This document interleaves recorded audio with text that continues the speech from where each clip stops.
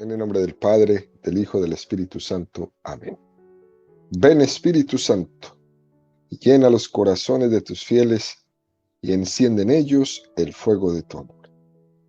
Envía tu Espíritu Creador, y se renovará la faz de la tierra.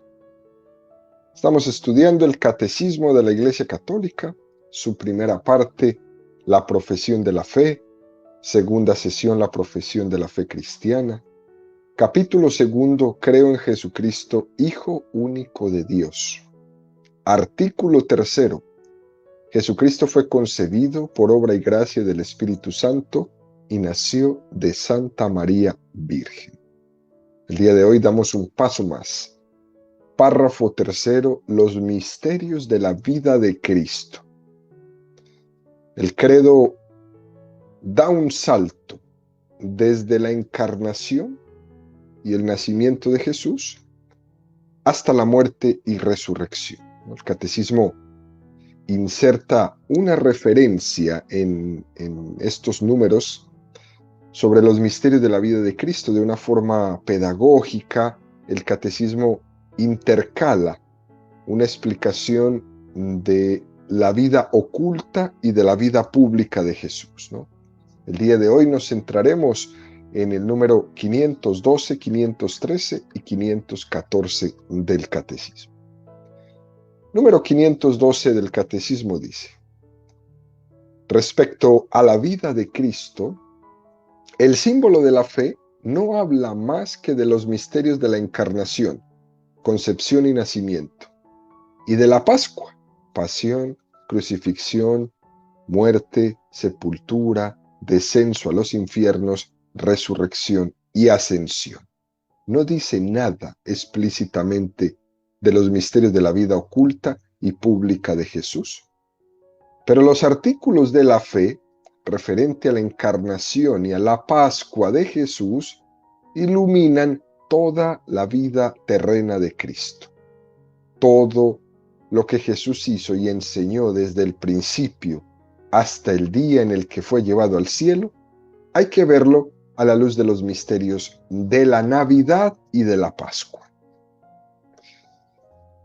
La presentación que hace de la vida de Jesucristo tiene dos grandes ejes, ¿no?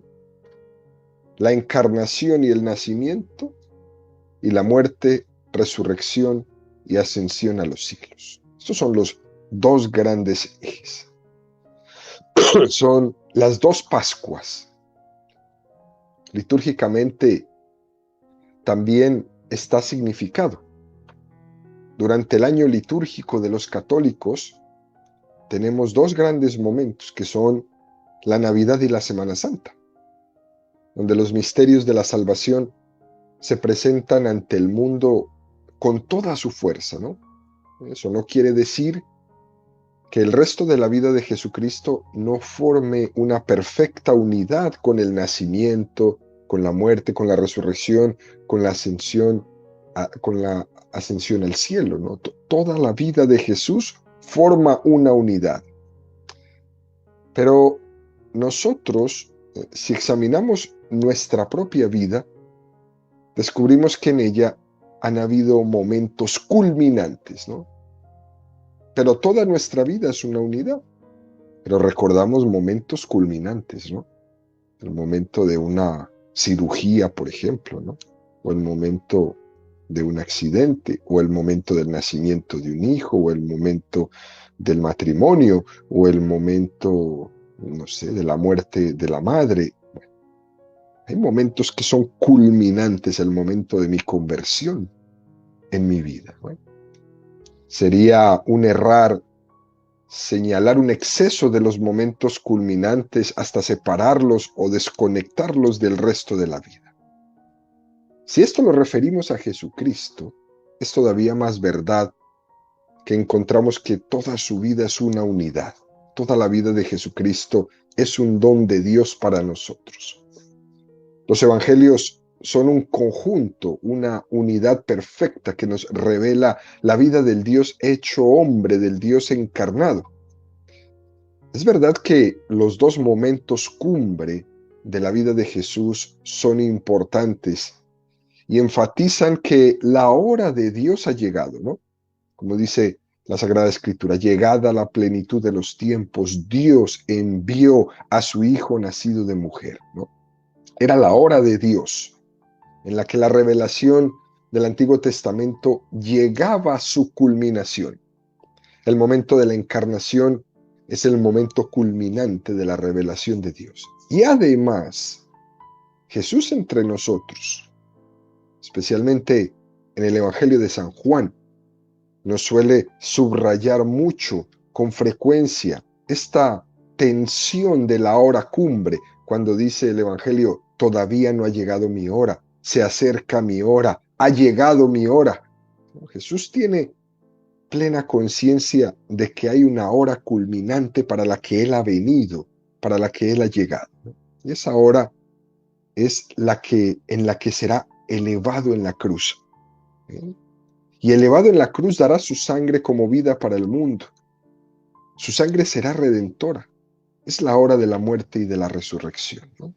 Por eso digamos que la propia Sagrada Escritura es la que nos manifiesta que es cierto que dentro de la vida de Jesús todo es una unidad, pero que hay dos momentos culminantes, el que celebramos en Navidad y lo que celebramos en la Semana Santa, ¿no? Y estos dos momentos culminantes son los que han quedado reflejados completamente en el credo.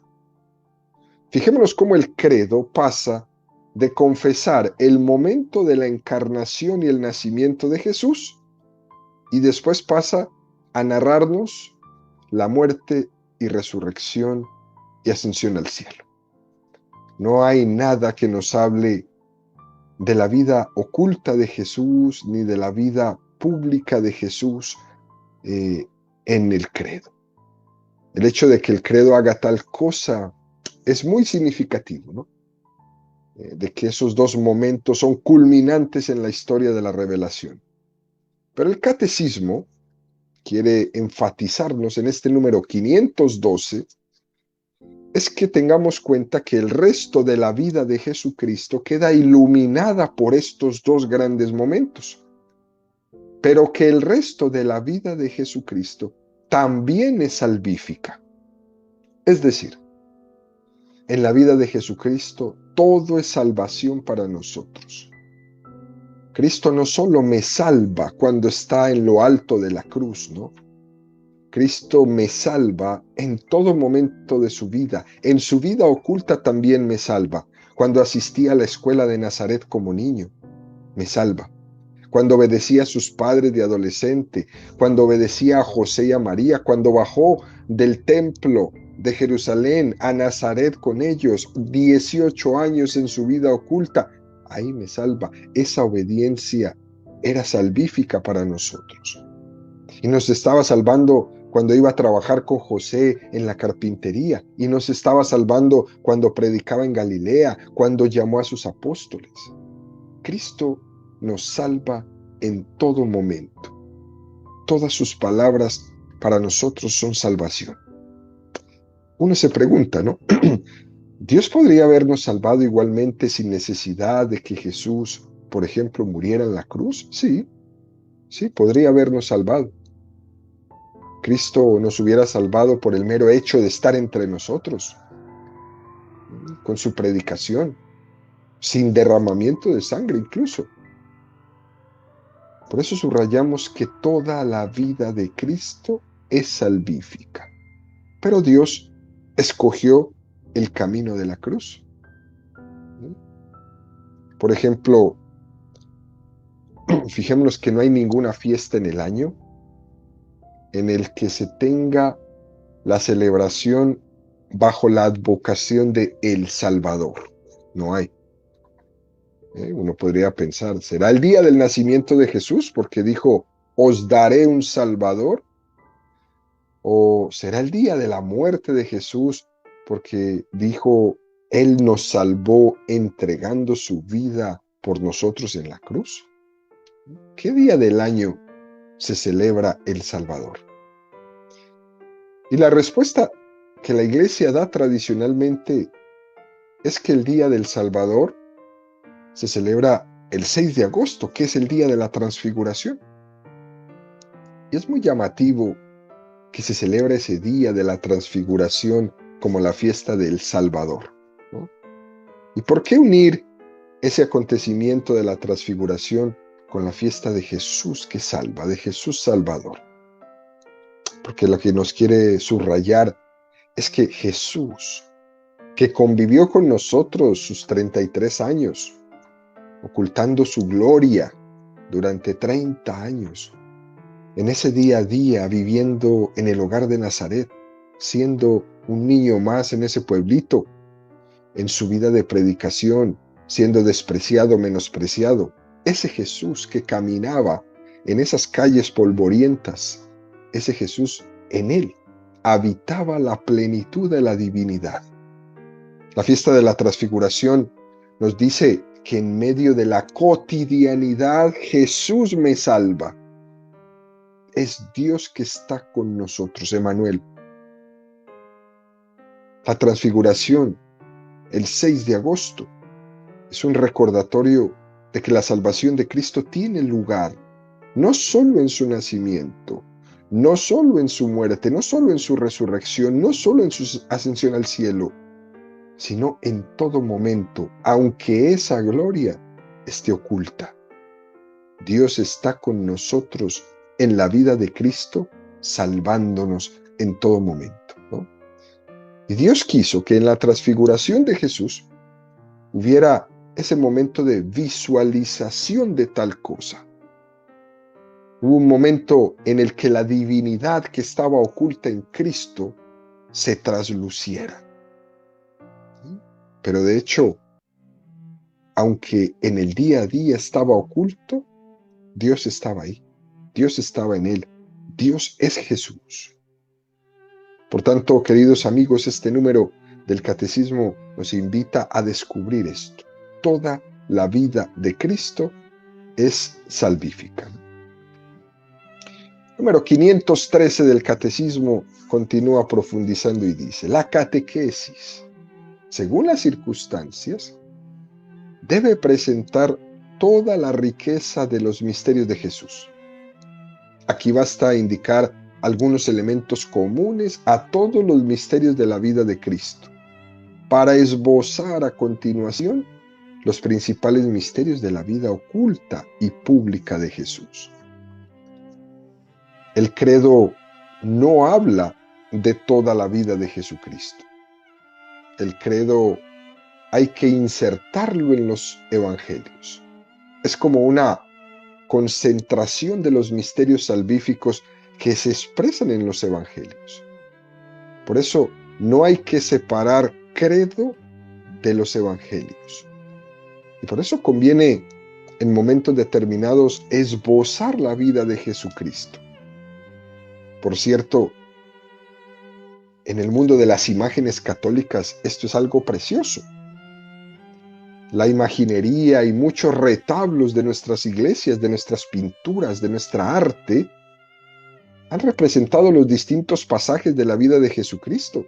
Y esto es hermoso. Esto es de lo más bello que tenemos los católicos. La manera como muchos artistas, muchas personas a través de la historia han plasmado en las artes plásticas la vida de Jesucristo. Cuando vemos esos preciosos retablos, pinturas, imágenes, estatuas de la infancia de Jesús, de la vida pública, de su muerte, del misterio de su pasión, de los misterios gloriosos de su nacimiento. Todos esos momentos distintos de la vida de Cristo: infancia, vida pública, pasión y muerte, gloria. Básicamente, siguiendo el mismo esquema, pues son los misterios del rosario. El rosario acompaña la vida de Jesucristo. El rosario es una metodología de contemplar el Evangelio entero desde la mirada de María. Y la reforma que el Papa Juan Pablo II hizo al rosario, introduciendo los misterios luminosos, dejó más claro todavía esta contemplación. Juan Pablo II percibió que había como un huequito, una carencia en la contemplación de la vida de Jesucristo, que era pasar de los evangelios de la infancia a los dolorosos. Y por eso el Papa introdujo entre los misterios gozosos y dolorosos los misterios luminosos. Los ojos de María son unos ojos privilegiados para ver el Evangelio. Y nos invita a la Iglesia a contemplar el Evangelio desde los ojos de María en la oración del Santo Rosario. De esto es lo que habla aquí este punto el Catecismo. Primer misterio luminoso que Juan Pablo II introduce a esta contemplación del misterio de la vida de Cristo. El bautismo de Jesús en el río Jordán. Segundo misterio, la revelación de Cristo en la boda de Caná. Tercer misterio, el anuncio del reino de Dios. Cuarto misterio, la transfiguración. Quinto misterio, la institución de la Eucaristía. Hubiera sido muy interesante conocer, ¿no?, cuál fue el criterio que Juan Pablo II utilizó para escoger estos 5 y no otros, ¿no? Segurísimo que le aconsejaron cientos de personas, ¿no? Pero bueno, entre todo eso tenía que elegir 5 y escogió estos 5, ¿no? Y nos ayudan mucho estos episodios porque son momentos de gracia de la vida pública de Jesucristo, que le hacían falta a la contemplación del rosario, de esos preciosos misterios de gozo, de esos misterios de dolor y de esos misterios de gloria.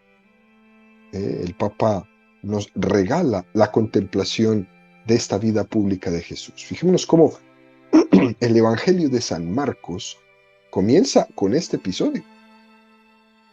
En ese momento hay una teofanía, hay una manifestación de Dios. Este es mi Hijo amado en quien me complazco. El bautismo de Jesús en el río Jordán deja de manifiesto la voz del Padre. Jesús en medio de la multitud es señalado por la voz directamente del Padre y el Espíritu Santo viene sobre él. Es decir, hay una progresiva iluminación de quién es Jesús en la contemplación de estos misterios. Por eso Juan Pablo II los llama misterios luminosos.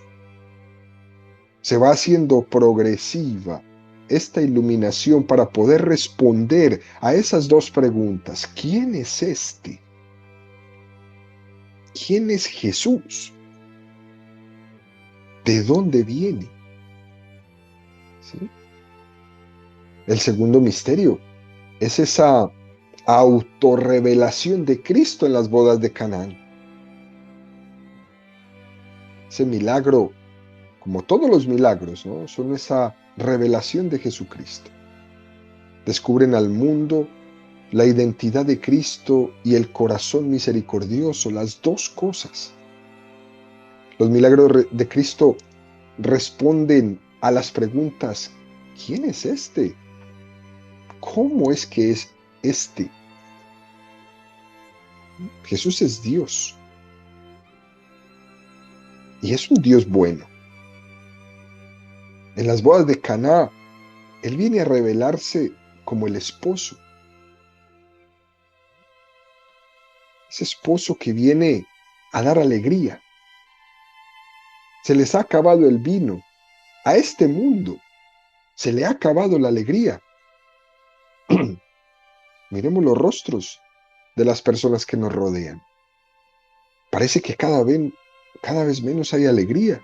Cada vez más hay borracheras, pero menos alegría. Y nos expresa que las alegrías de esta vida, al acabarse el vino en esa boda, todas las alegrías mundanas se agotan. Todas las alegrías mundanas tienen fecha de caducidad.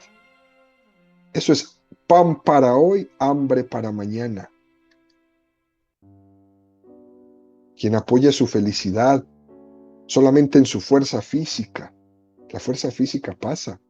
Quien apoya su felicidad en la belleza corporal, la belleza se marchita. Y sufre mucho aquel que se apoya en todo lo que es caduco. Y Cristo viene a revelarse como un surtidor de agua viva, que nunca se acaba. Y es capaz de convertir el agua en vino, en alegría. Es capaz de convertir lo cotidiano en una alegría que no se marchita.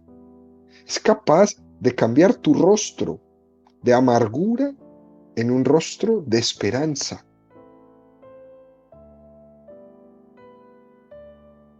Ese descubrir a Jesús que sea capaz de hacer eso en mi vida es una completa iluminación. El tercer misterio es el anuncio del reino de Dios.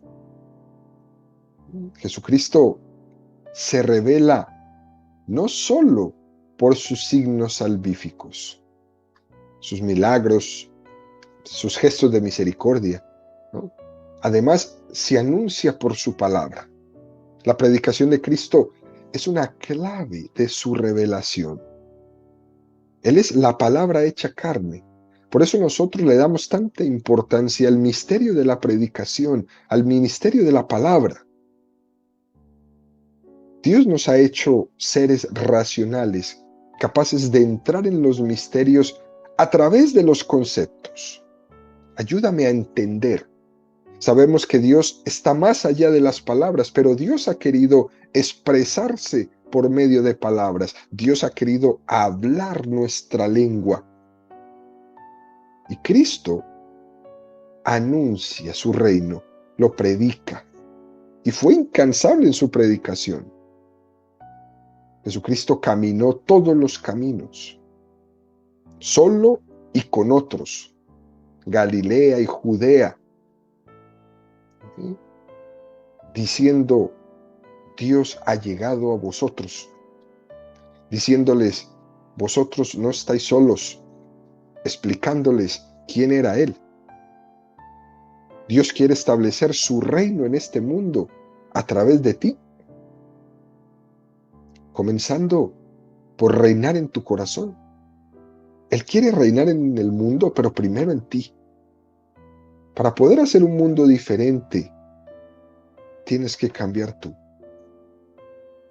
Tienes que convertirte tú. Tienes que cristificarte tú. El cuarto misterio que nos propone el Santo Padre es la transfiguración de la que ya hemos hablado, ¿no?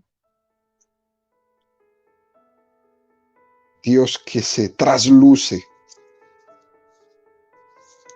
Si con todo lo que han visto hasta este momento no han tenido, entonces ahora miren esta. Y Jesús se trasluce, se transfigura. Y el quinto misterio que nos propone el Santo Padre es la institución de la Eucaristía. La forma en la que Cristo Salvador nos va a comunicar su mensaje es a través del conducto sacramental. Los sacramentos son el conducto privilegiado por el que Dios nos alimenta. Son como ese cordón umbilical por el que Cristo da su vida y su gracia al mundo. Corta ese cordón y te mueres de hambre. Eso es lo que le pasa al mundo de hoy. Este mundo protestante que no tiene sacramentos, que se ha cortado el cordón umbilical de la gracia de Cristo. Va muriendo el mundo. Y por eso necesitan predicadores que cada vez griten más. Predicadores que vayan a todos esos shows con infladores para convertirse en personas que inflan los domingos. Y si no me inflas, no sirves. Pongan otro pastor porque este no sirve. No me infla, porque es que el lunes, martes, miércoles, jueves, viernes y sábado me desinflo, porque no tengo gracia. Y entonces yo te regalo de mi vida 1 hora o 2 horas un domingo para que vuelves y me infles y que ese aire me dure toda la semana. Hombre, una vida así no tiene cuándo. Nosotros no somos infladores de nadie. Jesús dejó sus sacramentos para que cada uno de nosotros acceda a ellos y reciba la gracia, pero directamente de Él, no del cura, ni de la monja, ni del catequista, no, directamente de Él, porque estamos conectados con Él por medio de los sacramentos. Quita los sacramentos y el mundo se muere, y todo el mundo va buscando que lo inflen.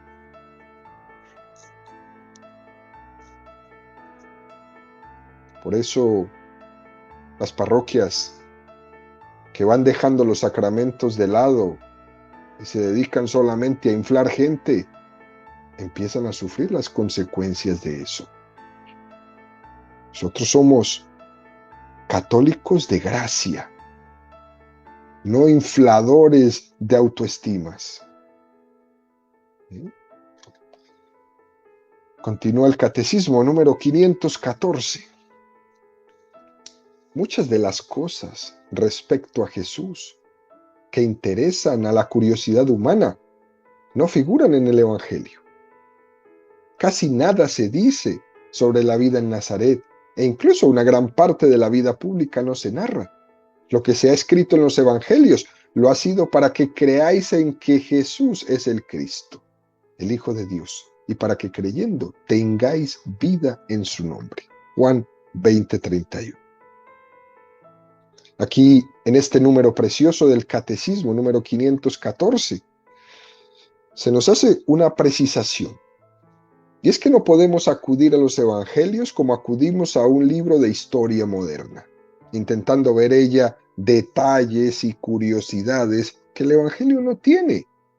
No podemos aplicar nuestros esquemas de historiografía a la hora de acercarnos a los evangelios, porque entonces nos vamos a frustrar. El evangelio no es un libro de historia, ni de historias. Y eso no quiere decir que el evangelio no sea, que los evangelios no sean históricos. Los evangelios no son realmente una biografía. Y se ha escrito muchísimo sobre esto. Si los evangelios son o no son una biografía. Y en los evangelios no hay una pretensión de detallar paso a paso.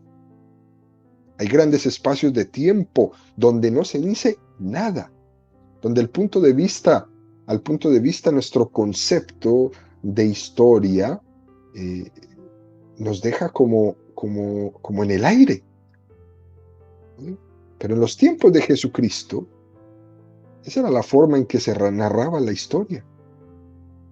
No se pueden lanzar preguntas, ¿no?, extemporáneamente de cosas que sucedieron hace 2000 años, las cuales no tenemos una respuesta hoy.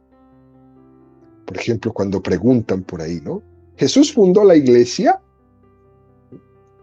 Y uno le responde, pues mira, amigo, si por fundar entendemos que hay un acta de fundación ante un notario público, donde Jesús estuvo presente y firmó que fundó la iglesia, pues no fundó la iglesia. No hay un acta. Sin embargo, Jesucristo sí fundó la iglesia porque Él la dio a luz. Él fue quien la convoca. Él juntó a los apóstoles sobre los cuales la edificó. Por lo tanto, no se puede pretender que los evangelios respondan a los parámetros de nuestros días, ¿no? ¿Dónde está el acta de nacimiento de Jesús? Bueno, hombre, es que haces preguntas tan tontas que ante preguntas tontas las respuestas no hay. La vida de Jesús está contada en los evangelios al modo del tiempo de Jesús. Juan 20, 30, 31. Muchos otros signos que no están escritos hizo Jesús a la vista de sus discípulos. Que si se escribieran todos, no alcanzaría el mundo para contener los libros que se escribirían de Jesús. El propio Evangelio de San Juan nos dice que no ha sido escrito todo. lo que cuentan después de haber vivido 3 años con Jesús, es lo que ha parecido lo más sustancial, lo más importante. Los evangelistas coinciden en lo sustancial, pero al mismo tiempo tienen diferencias entre ellos. Y por cierto, uno de los argumentos de historicidad es precisamente este: el hecho de que los 4 evangelios narren sustancialmente lo mismo, pero tengan diferencias suficientes como para autentificar las distintas fuentes de donde vienen los evangelios. Es decir, que los evangelios no se copian uno al otro. Tienen la suficiente originalidad propia para haber sido contado por cada autor. Por lo tanto, la afirmación principal de este número 514 es la siguiente: ¿con qué intencionalidad se han escrito los evangelios? Y la respuesta nos la da San Juan, Juan 20:31. Para que creáis que Jesús es el Mesías, el Hijo de Dios, y para que creyendo tengáis vida en su nombre. El espíritu con el que se han escrito los evangelios, para que creyendo tengáis vida en su nombre. Los evangelios no han sido escritos para sanar, para saciar curiosidades, sino para llevarnos a la fe, para descubrirnos el misterio de Jesucristo. Así que todo este mundito en el que estamos como rodeados de gente buscando sanar curiosidades bíblicas, están supremamente erróneos. Están errando en su camino. Porque la Biblia no es para saciar curiosidades de nadie, sino para que tú creas. Y lo triste es que como no quedan saciadas sus curiosidades, no creen. Y ahí es donde está lo malo, que es que tú no crees. Ahí es donde está el problema. Por lo tanto, queridos amigos, nos invita este número precioso del catecismo, ¿no?, a descubrir en los evangelios, donde se nos narran estos acontecimientos de salvación, simple y sencillamente para que nosotros creamos en que Jesús es el Mesías, el Hijo de Dios, y para que creyendo tengamos vida en su nombre.